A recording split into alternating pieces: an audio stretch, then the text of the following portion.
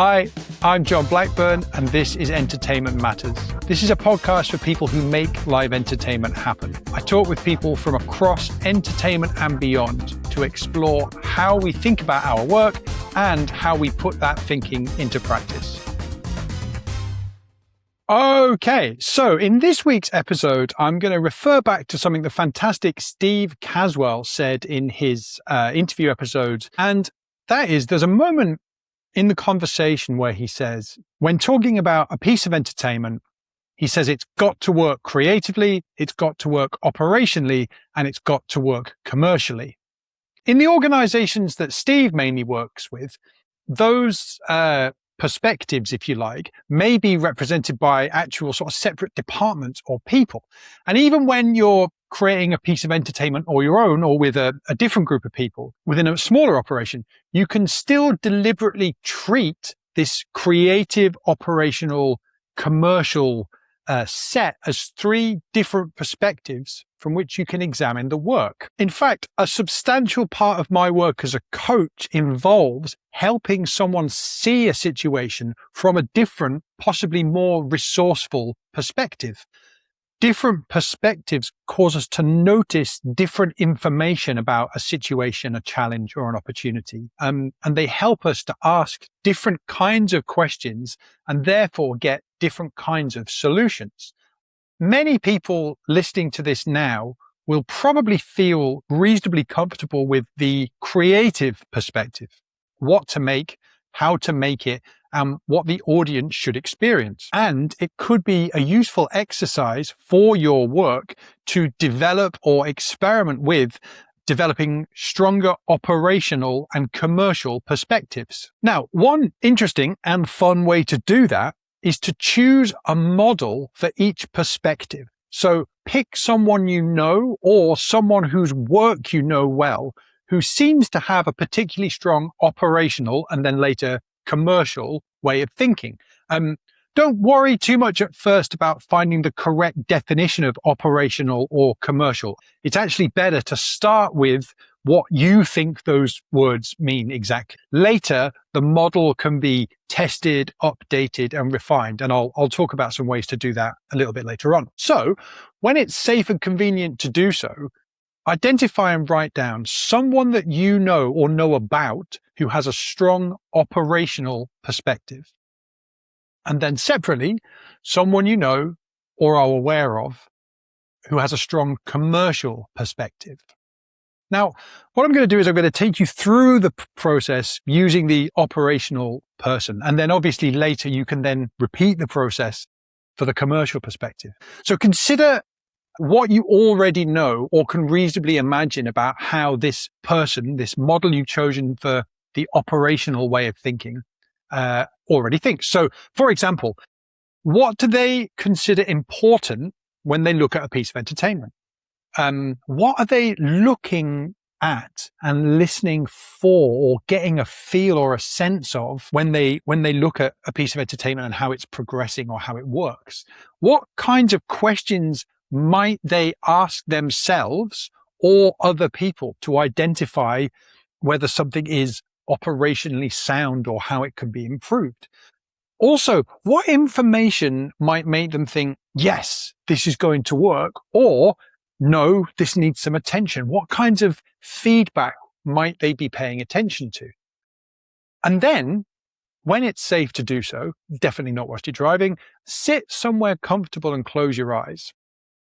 And what I'm going to get you to do is, I'm going to get you to imagine that person at work and do it as vividly as you can. And what I want you to notice is, whilst that person is at work, being in charge of operations for some entertainment, okay, what are they doing? What does their day consist of? Are they spending a lot of time looking at a computer screen? If they are, what's on the screen? Is it spreadsheets? Are they looking at numbers? If it's numbers, what kinds of numbers might they be looking at? Is it, I don't know, is it video footage of a show? Is it, are they in some kind of design program? Are they making something to support the delivery of the show? Just play with the idea. What are they doing? Also, who are they speaking to? Right? What kinds of people are they speaking to as they go about their work, their job, their role, looking after operations for some entertainment? Who are they speaking to? What kinds of things are they asking about? What questions are they asking? Now, also, what kinds of answers are they getting, right? And notice, what kind of answers are they getting that seems to make them think things are going well? And maybe what feedback are they getting that causes them to think they need to do something else or investigate something further?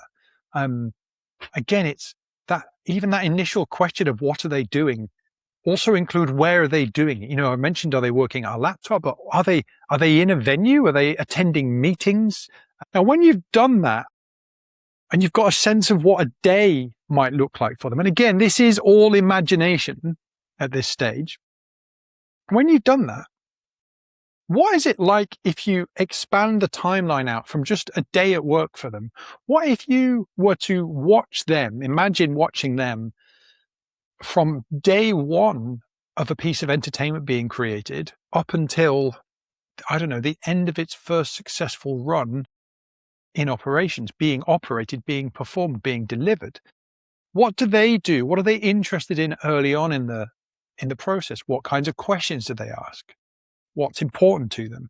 Then, a little bit further down, when would be the next moment in the process that they'd be particularly wanting to engage, right?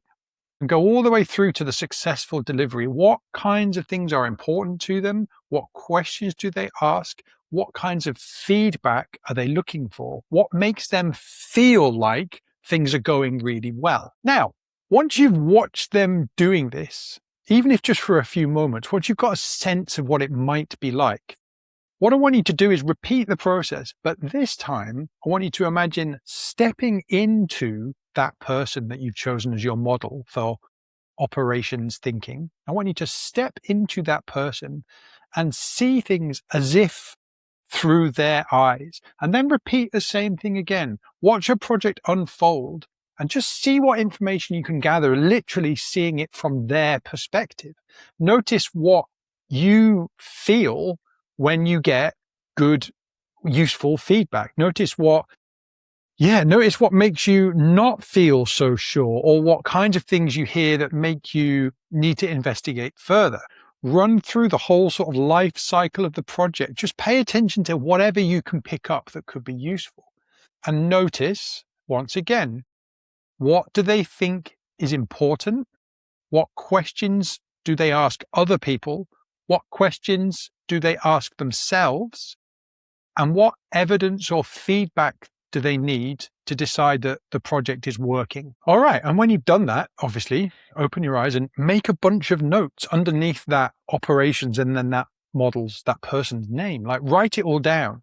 Now, these observations give you the beginnings of a practical model you can start to use when you need to bring in more operational thinking to your own entertainment work.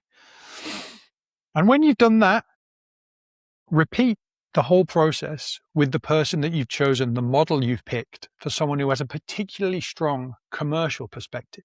Now, I would suggest that you use people that have these perspectives from within entertainment first, because I think they're the people that you'll most easily be able to associate with.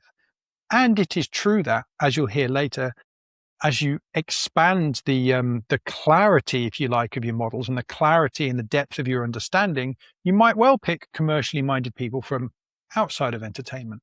It's true, the first few times you do these kinds of exercises, it's best if you pick someone that either you know reasonably well or someone that you've read a lot about or watched a lot of interviews with, that kind of thing. You want to have some kind of a base of information to let your sort of intuition delve into and explore. It's still worth and important completing this sort of imaginative, creative process, even if you're unsure how accurate your answers are. Part of being able to do this is actually sort of learning to get into a state and trusting your subconscious, your unconscious, if you like, to bring you some answers and allowing that communication to happen. So the imaginative part, even if you don't think you've got quite enough information, it is worth doing that part of the process straight away. It's possible that you could go and just directly ask those people, the models you picked, straight away, what they think is important, which we'll get to in a moment. But do go through the imaginative, creative process when you get a chance. Because the useful part is not merely collecting factual answers, it's practicing the act of deliberately stepping into another perspective, another way of seeing something that you're working on. Once you've done that and you get used to how it works, it gets easier and easier. And you can then, of course, begin to improve the accuracy of a given model. You can begin to improve the accuracy of your idea of what commercial perspective is. So what can you do? Well, I mentioned speak directly to the people that you imagined. Even if you could call them up and ask them what they think is important, ask them what feedback they look for, ask them what questions they ask, all that kind of thing. You could also just read some interviews or watch some interviews on YouTube, something, any information gathering you do about that particular person you've selected will be useful. Of course, you can then compare their direct answers to what you imagined. And as you do that, again, perhaps make some notes in the same place, and you can begin to just expand the model, and that will expand your commercial awareness, or indeed operational awareness. This whole thing is sort of an exercise in practical empathy, isn't it? We've talked about doing this for the operational and the commercial perspective because we've already mentioned that you're probably quite comfortable with creative perspective. You can, of course, use all these ideas to expand and refine your creative perspective. So you can choose someone whose creative work particularly interests you, and you can do that same process. See them doing their thing and then see it from their perspective. What questions do they ask, etc., etc., etc. And doing that, and then, of course, reading books, listening to interviews, all that kind of thing will help develop your own creative perspective. All right. Now, the next thing I want to do is actually to cast our minds back to one of the very early interviews I did with this Entertainment Matters podcast, which was with the fantastic Jess Chambers from Toot Sweet Marketing. Now, what Jess did in her interview was she gave us her process for empathizing with an audience. Okay.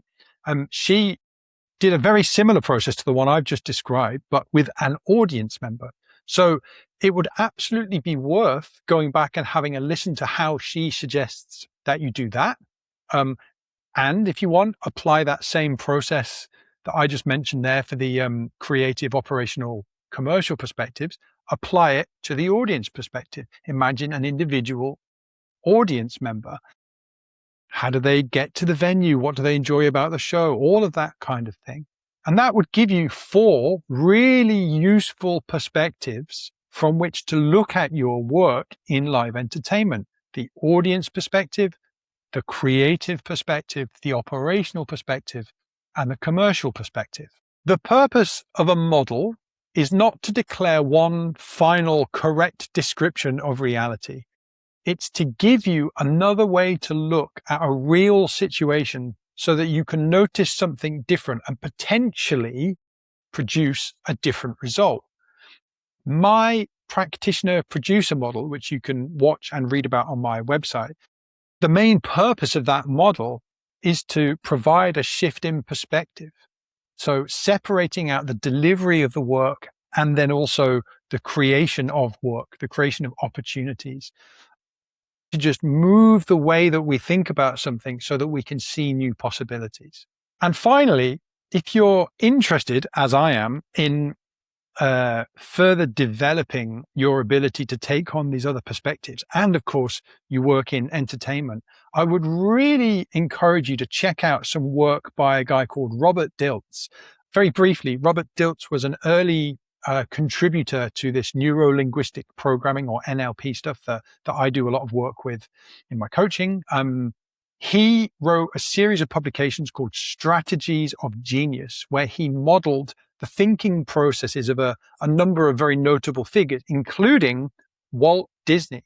Now, Dilts' Disney process also uses 3 positions or 3 perspectives, and he calls them the dreamer, the realist, and the critic. And the point that Robert Dilts makes, or one of the points that he makes in that piece of work, is that adopting these ways of thinking, the dreamer, the realist, and the critic, at different stages of the creative process leads to a fuller, more developed result. And it's completely worth popping onto YouTube and just watching a quick explainer of that dreamer, realist, critic, that Robert Dilts Disney process. And just to be completely clear, I'm not implying any link between any of the perspectives that I've mentioned today and Robert Dilts' dreamer, realist, critic. It's just another model, another way of thinking that you could adopt to produce different results. Okay, so to finish off this episode, I'd invite you to do a couple of things to get you started. The first one is to have a little think to yourself, which of the perspectives that we talked about initially today, so creative, operational, commercial, and then let's add audience, which perspective comes most naturally to you? Yeah. Now, for most people listening to this, it will be that creative perspective. Okay. And then the second question to ask might be, which perspective does the thing I'm working on right now need me to develop first? I think the value of being able to step into those four perspectives, audience, creative, operational, commercial, I think that could be really useful. One of the reasons that I started this podcast was I would like all the different bits of the entertainment, the live entertainment ecosystem, to be able to communicate better with one another. And one of the ways that we can achieve that is to ourselves step into other parts of the ecosystem's perspective. We all should be able to step into the audience perspective. And then if we can also develop that creative, operational, commercial perspective, I think we'll all understand each other better and we'll all be able to produce better results for live entertainment. Thanks for listening and thanks for whatever you do to make live entertainment happen. If you'd like to be notified when there's a new episode and stay up to date with the podcast, you can sign up for the Entertainment Matters Cue Sheet at the link in the description. Have a great show.